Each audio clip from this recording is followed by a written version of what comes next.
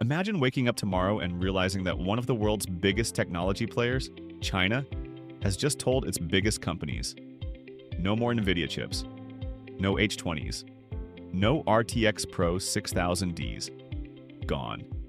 Banned. This isn't just another trade spat. This is a turning point in the global technology rivalry between the United States and China. And whether we realize it or not, the ripple effects of this move will impact everything from the future of artificial intelligence to the shape of the global economy. Now, before we dive in, let me just say, if you find these deep dive analyses valuable, don't forget to like this video and share it with someone who follows global affairs closely. It helps the channel grow, and it lets more people join in on discussions like this one. Alright, let's unpack this escalating chip war. For years, the United States and China have been circling each other in a high-stakes contest for technological dominance. But chips, the beating heart of modern AI, have become the most contested battleground. And Nvidia, the world's undisputed AI chip leader, is right at the center. So why did China ban Nvidia's China-specific AI chips, the H20s and RTX Pro 6000Ds? To answer that, we need to rewind. Almost a decade ago, Washington launched restrictions aimed at Chinese tech champions like Huawei. At first, the goal was simple: slow down China's rise in 5G and advanced tech. And it worked, temporarily. Huawei took a heavy hit, but instead of disappearing, Huawei adapted, clawed its way back, and is today a symbol of China's resilience under pressure. As Washington tightened its grip, the focus shifted to AI chips. Nvidia's cutting-edge Hopper series, the H100 and H200, were locked out of China by export controls. To keep a foothold in that massive market, Nvidia rolled out watered-down versions, the H800s then the H20s. On paper, they were weaker for training AI models but stronger at inferencing. Most people dismissed them as second-tier chips. And then came the DeepSeek moment. Chinese researchers discovered a new method of AI development. Instead of relying solely on brute force training, they used inferencing in creative ways. By making AI systems inference against themselves, run feedback loops, and refine thought chains, they cracked open a new pathway. Suddenly, those crippled H20 chips became incredibly useful, and demand in China soared. But here's the twist. Suspicion was growing inside Beijing.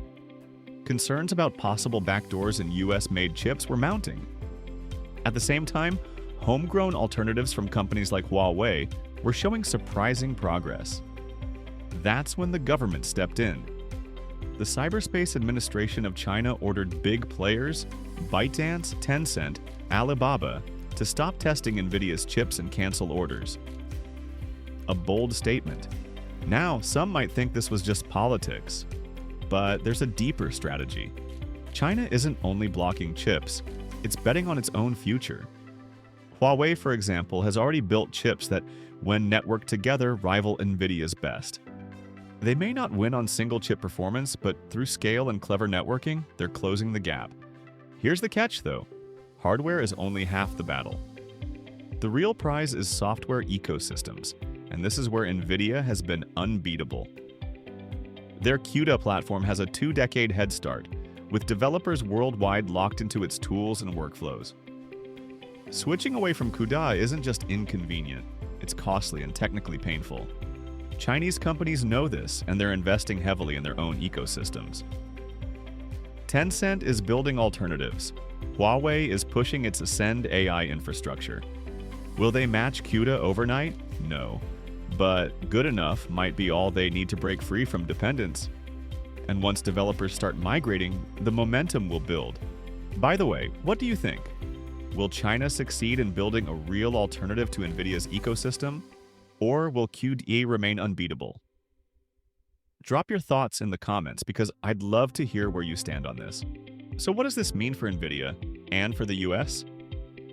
Let's talk numbers. Nvidia is already staring at a $5 billion write-down in unsold inventory. That's just the start. Losing access to a $40 billion Chinese chip market this year alone is painful. Project that forward. Within 5 years, that market could balloon to $300 billion. That's money that could have gone into American research, development, and maintaining the US lead. Instead, it's now flowing straight into the hands of Chinese rivals. In other words, America's strategy to weaken China might actually be strengthening it.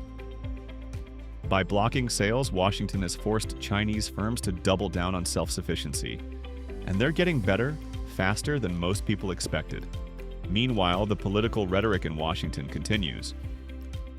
Politicians accuse China of theft, unfair practices, adversarial behavior. Speaker Mike Johnson recently called Beijing an outright adversary and blamed them for straining ties with Nvidia.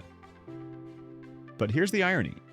It was the US that first restricted chip exports, triggering this spiral of escalation. From Beijing's perspective, this isn't theft or malice, it's survival. Building domestic chips and independent ecosystems is about sovereignty. The message they're sending with this Nvidia ban is clear. We're confident in our own capabilities now.